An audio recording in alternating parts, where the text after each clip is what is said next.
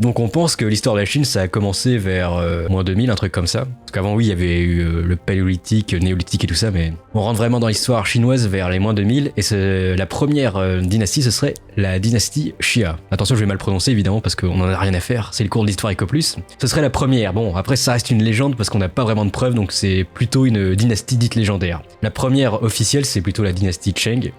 Deuxième dynastie vers moins 1600, c'est ça ?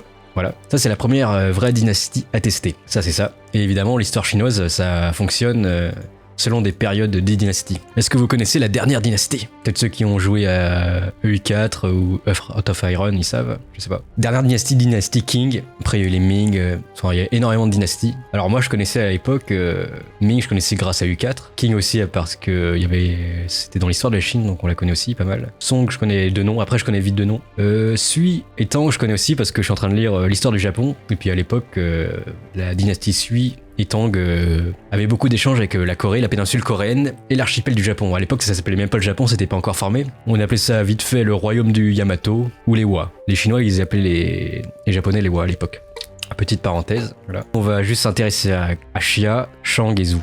Voilà, c'est juste pour introduire la pensée de base de la culture chinoise. On va mettre une carte, voilà. Donc, à votre avis, où est la pop, la civilisation chinoise? Vos avis? C'est logique, évidemment. Pas besoin de chercher midi à 14h. Oubliez pas, on a fait un cours hier sur la Mésopotamie, pas compliqué. Shanghai, non. Bah, c'est pareil que dans le croissant fertile, hein, c'est entre deux grands fleuves que ça commence à pop. Regardez, là, il y a un fleuve en haut. Gelber Fluss. Là, si on a fait un peu d'allemand, et si vous avez regardé mes vidéos, Gelb, ça veut dire jaune. Gelber, fleuve jaune, voilà.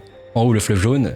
Et en bas, le Yangtze, vous le connaissez, c'est le plus grand fleuve de Chine. Le Yangtze-Kiang, voilà, hop, il descend là. Et évidemment, entre les deux, c'est fertile. Donc ça a commencé à popper au fleuve jaune, la population. Après, c'est descendu progressivement et ça a occupé un peu la péninsule, là. Enfin, pas la péninsule, mais la plaine, là, où c'est fertile. Voilà. Voici une photo du fleuve jaune, le Wang-He, on peut l'appeler comme ça. Il est fat, hein, il y a celui-là. Ça, c'est le fleuve jaune, petite photo. Et une autre photo de Yangtze. On va remettre la carte à côté si c'est possible. 2 secondes. Voilà, ça donne à peu près ça. Et Yangtze en bas, ça donne ça. Voilà. Donc, nous avons nos 2 petits fleuves de l'ambiance, enfin de big fleuves. Et ça a permis l'agriculture. Voilà. Donc ça s'est mis à farmer comme jamais. Alors attendez, là par contre j'ai un petit trou. Je sais qu'au sud de la Chine ça a farmé le riz, mais en haut ça s'appelle le maïs je crois. Attendez, je sais plus du tout, je sais que c'est une plante très chelou. Le millet, un truc comme ça. Si vous connaissez cette plante bizarre. 2 secondes je cherche parce que c'est le truc où j'avais un trou, je sais. Le millet, voilà, le millet. Je sais pas du tout ce que c'est, mais c'était le millet. Donc c'était ça. Sud, ça a commencé à farmer le riz, et au nord, le millet. Bon, par contre, cette carte, elle est un peu big, elle peut pas devenir moins grosse. Fait un régime. Voilà, ça c'est bon. Donc, le premier grand empereur qui serait soi-disant le premier empereur de tout, de la Chine, ce serait l'empereur jaune. On n'a pas du tout d'infos sur lui, donc on suppose que c'est une légende. D'ailleurs, il a un chapeau assez rigolo, ça fait rire la galerie, on sait pas pourquoi c'est là. Ça ressemble à une table, c'est bizarre.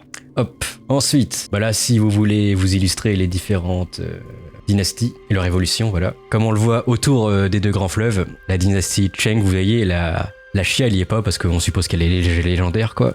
Donc voilà, l'ère supposée de la dynastie Cheng. Cheng Teng Ier, ce serait soi-disant le premier roi des Cheng. Et il n'y a pas beaucoup d'infos, pas évidemment pour cette période, mais voilà à quoi ressemblait un soldat. Donc assez moderne pour l'époque, ça date quand même de moins 1000, hein. C'est pas mal. Et aussi, attendez, ça va être épique, voici un autre soldat Cheng qui se nomme Cheng Abi. Il a survécu et il est toujours vivant de nos jours, regardez. Il a toujours la même armure depuis des millions d'années. Et il se balade en Chine, on peut le trouver quelque part, je sais pas où.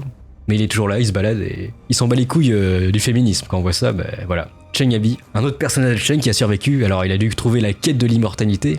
Parce qu'il est zinzin, lui, il a pété un câble. Voilà. Petite parenthèse sur les Cheng. Autre personnage important de la dynastie Cheng, de la première, on rappelle, c'était la première waifu de l'époque, c'était Daji. Elle est connue pour avoir été la concubine d'un roi, je crois, et elle a buté le dernier roi des Cheng, en fait. Et voilà, c'est la première femme fatale. Daji, elle s'appelle. On n'a pas trop d'informations sur elle, c'est peut-être une légende, mais non, je pense qu'elle a bien existé. Donc voilà, elle a buté le dernier roi, et du coup, on est passé à une nouvelle dynastie après. C'est les Zhou, si je dis pas de conneries, oui, dynastie Zhou après. Bah, voilà le premier de la dynastie Zhou, il s'appelle Wu Wang le premier du nom. Voilà. Alors ça, qu'est-ce que vous thinkez que c'est? Ça s'appelle de la scapulomancie, très important les amis. Quelle époque? Là on est toujours vers moins 1000 environ. Mais scapulomancie, je crois que ça date de moins 2000, donc là on est plus dans l'ordre, là on va parler de la culture à proprement parler. Plus d'histoire pure. Donc qu'est-ce que c'est la scapulomancie? En gros on prenait soit des coquilles de tortue, enfin des carapaces de tortue, ou bien des omoplates de bœuf, et on les foutait au feu, et ça dessinait des symboles sur la carapace ou les os. Et grâce à ça, ça faisait des sortes de symboles. Et c'est devenu des sinogrammes. C'est comme ça que les sinogrammes chinois sont nés en fait. Il y en a plus de 20 000 ou 40 000, ça c'est incroyable. Oui, du coup, ces dessins ont formé des mots. Voilà. Et généralement, les sinogrammes sont assez cohérents avec leurs symboles. Par exemple, soleil, arbre, feu. Il y a toujours une petite ressemblance en fait. Voici une phrase en japonais. Hop, petite parenthèse. Au japonais, ils utilisent aussi un alphabet, ça s'appelle les hiragana. C'est les symboles très simples en fait. Et à l'intérieur, on voit quoi des sinogrammes qui ont un peu la même signification qu'en chinois. Sauf qu'évidemment, ils sont pas prononcés pareil, mais c'est emprunté au chinois. Regardez. Et bien là, on voit bien qu'il est pas très complexe. Et là, de côté, t'as le truc un peu plus complexe. Hop, t'en as un là, je peux les reconnaître. Ici, vous voyez. Quand c'est plus complexe, généralement, c'est des kanji, ils appellent ça en japonais, kanji. Donc voilà. Parce que faut savoir que la Chine, ça s'appelle le pays du milieu. C'est même écrit, quand on écrit en chinois, la Chine, c'est terre du milieu. Ça veut littéralement dire ça en fait. Pays du milieu. Si je vous trouve chinois, ouais. Hop. 2 secondes, là j'importe des photos à l'arrache, c'est pas prévu, mais hop. Voilà. Ça c'est Chine, en chinois ou en japonais aussi, ça peut marcher aussi. À gauche, ça veut dire milieu, et à droite, ça veut dire pays. Pays du milieu du coup, tout simplement. Bon, c'était le moment hors sujet. Sur l'influence de la culture chinoise. Parce que oui, tous les pays d'Asie ont été fortement influencés par la Chine, l'Asie du Sud-Est, le Japon, la Corée, le Tibet. Ils ont emprunté beaucoup, surtout au système politique et économique vers les années 400, 500, 600, quand ça a commencé à se développer, la Chine surtout. Sinogramme, c'est bon, on a fini. Hop. Maintenant, on va parler de la pensée chinoise. Ça, vous savez ce que c'est ou pas? C'est le qi. Ça se prononce chi, mais moi je dirais qui parce que j'ai la flemme. En gros, c'est un principe, ce serait que tout dans l'univers serait énergie en fait. Partout et toujours. Alors attendez, je vais vous donner la définition en détail. Ce serait la force, si vous voulez vulgariser ça simplement. Le qi est un souffle présent partout, toujours, dans toutes les manifestations de l'univers, de la nature et de la vie, sous toutes ses formes, comme dans le corps des humains où il circule à travers des méridiens. Voilà, ça c'est le qi, le chi. C'est l'énergie à la base de tout, en gros. Un souffle, le principe originel, l'énergie primordiale. Ça s'appelle le qi. Premier principe, donc à retenir, on va le mettre là. Deuxième principe, la théorie des 5 éléments. Alors je crois que c'était les Grecs qui avaient que 4 éléments, et eux ils en rajoutent un de plus. Mais les Grecs, eux, ils pensaient que c'était comme des atomes, les éléments. On les combinait, et hop, ça faisait un truc différent. En fait, les Chinois, c'était pas vraiment ça. Eux, c'était plutôt 5 éléments, mais ils agissent dynamiquement en fonction des autres. Ils peuvent soit s'engendrer, par exemple, quand ils se mélangent, ou soit se transformer en cycle de destruction. Alors c'est un peu compliqué comme terme, c'est pas facile à aborder. Ils peuvent se transformer les uns les autres ou s'engendrer. Par exemple, le métal qui fond devient liquide comme l'eau. L'eau qui s'arrose fait pousser l'arbre et donc engendre le bois. Ça fait des cycles de destruction ou de transformation en fait. Ça fonctionne par cycle. Théorie des 5 éléments. Deuxième pilier. Et enfin, le troisième pilier que vous connaissez tous, en fait que vous connaissez juste de nom, voilà, vous le connaissez tous. Alors votre avis c'est quoi? Le troisième? Le yin et le yang, c'est ça. Mais en fait, on se trompe souvent parce que c'est pas l'opposition entre le bien et le mal, c'est pas du tout ça. Alors je vais vous lire la définition parce que c'est assez complexe ça aussi. Faut pas voir ça comme une opposition entre deux systèmes en fait, c'est plutôt une alternance constante entre ces deux principes qui régissent la marche de l'univers. Ces deux principes opposés mais qui s'accordent en fait. C'est ce qui fait fonctionner le monde. Attendez, je vais voir s'il n'y a pas d'autre truc. Voilà. Hop. Par exemple, le yang correspond à soleil, lumière, printemps, féminité je crois aussi, humidité. Et le yin c'est plutôt la masculinité, la lune, l'obscurité. Vous voyez, c'est à chaque fois il y a un opposé. Conscient, inconscience, clarté, ombre, humidité, sécheresse, mais sécheresse, mais il n'y a jamais de négatif, tu vois, faut pas du tout voir ça comme quelque chose entre le bien et le mal, c'est plutôt deux choses opposées, mais qui fonctionnent en correspondance pour faire fonctionner l'univers. Voilà. L'alternance constante entre ces deux principes conduit la marche de l'univers. Ils sont complémentaires, ils ont besoin de l'un l'autre. Et c'est ce mouvement des deux qui régirait la marche de l'univers, en gros. Voilà. Ça, c'était le yin et le yang, donc c'est pas du tout de l'opposition, faut faire attention, c'est pas du tout le bien et le mal, combat contre l'obscurité et la lumière ou je sais pas quoi, non. Enfin ça peut être obscurité et bien, mais c'est pas une opposition directe, quoi, ça fonctionne ensemble. Bon, on a fini avec ça, on va parler des penseurs maintenant. Vous le connaissez, Confucius, exact. Grand penseur, c'est lui qui a mis en place le confucianisme. On peut l'appeler aussi Kongzi à l'époque. Alors lui, ce serait vers moins 500 environ. Et attention aussi, eux, on doute qu'ils existaient. Il y a pas mal de personnages, c'est peut-être des légendes. Ou des gens, vous savez, c'est un peu comme certains philosophes grecs, ils voulaient pas parler, mais il y avait par contre des élèves qui écrivaient leurs pensées. Ça fait un peu pareil avec les penseurs chinois. Confucius, exact. Donc lui, il a mis en place le confucianisme. Je sais pas du tout si vous connaissez. En fait, pour faire simple, c'est pas du tout une philosophie.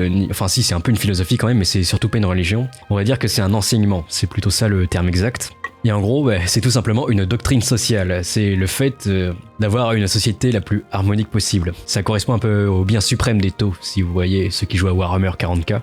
Donc voilà, lui, Confucius, il cherche à avoir une société où tout le monde agit pour le bien commun, où il y ait de la bienveillance partout, de la bienveillance et une cohésion sociale et que chacun ait sa place dans la société. Donc en gros, c'est le groupe avant l'individu, son égoïsme, quoi. Pour avoir une société harmonique. Est-ce que j'ai oublié quelque chose ici sur le confucianisme? Je vais vérifier quand même, pas dire de conneries. Confucius, il est là.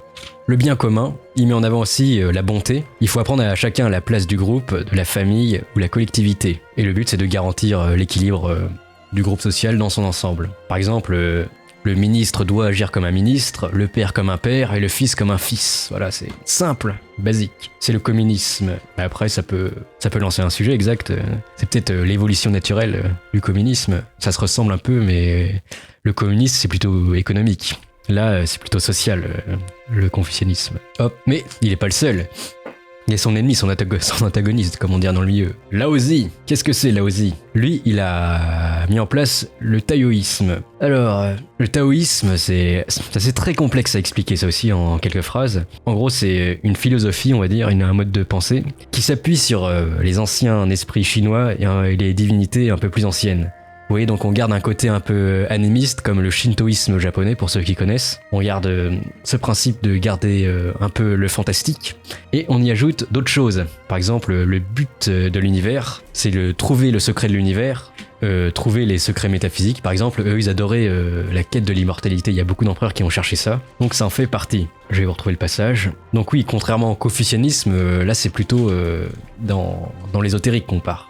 C'est plus du tout une doctrine sociale. Attention, je vais vous lire la définition parce que moi-même je la comprends pas trop. Alors lui, il avance le taoïsme. Il repose sur l'idée qu'un principe est à l'origine de tout. Le Tao, littéralement le chemin, la voie. Et par extension, la doctrine, la morale. Ce Tao est l'unicité primordiale d'où dérive le système dont nous avons parlé. Et après, ça peut combiner aussi le yin et le yang et le ki primordial. Attendez, j'en ai oublié un là. Attendez 2 secondes, on va revenir en arrière. Oui, pour Confucius, la bienveillance, sa base c'était le ren. C'était la bienveillance envers les autres pour que le groupe soit soudé. Ren, une société cohérente. Hop, le ren ici, voilà. Donc oui, je disais, Laozi, quête de l'immortalité, c'était très important. Et aussi, il y a une dernière base pour le taoïsme, c'était le non-agir, ne rien faire. C'était regardé comme un stoïcien, ne rien faire du tout. Il y a beaucoup d'empereurs qui faisaient rien. Ne pas agir, c'est respecter l'équilibre fondamental. Donc on ne fait rien et on est sage. Voilà. Le Wu Wei, non agir, ne rien faire. Être sage et ne rien faire.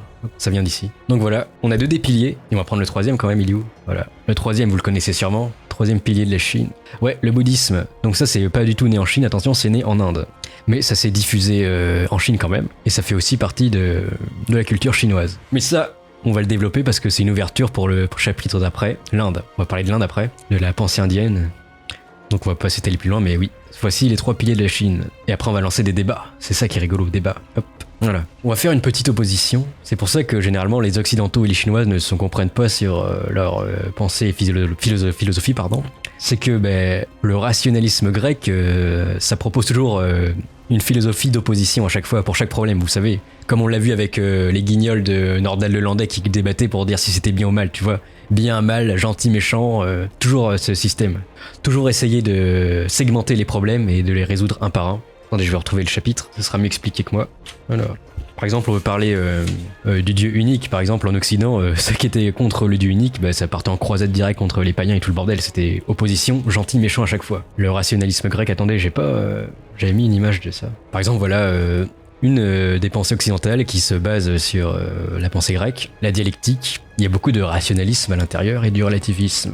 C'est comme ça que la pensée occidentale fonctionne en gros. Et la pensée chinoise, elle pense plutôt, dans un tout. Il faut plutôt voir les problèmes dans son ensemble, vous voyez, pas juste faire de l'opposition. C'est plutôt d'expliquer comment l'énergie circule entre les individus. Le ki qu'on a vu originel. C'est comme ça, c'est plutôt ça que la Chine cherche à expliquer, enfin ses penseurs. Donc voilà, c'est assez compliqué comme chapitre parce que c'est très dur à synthétiser, mais j'espère que vous avez compris les bases, parce que nous on cherche pas à être philosophe non plus, mais on cherche les bases. Donc on fait un petit bref résumé.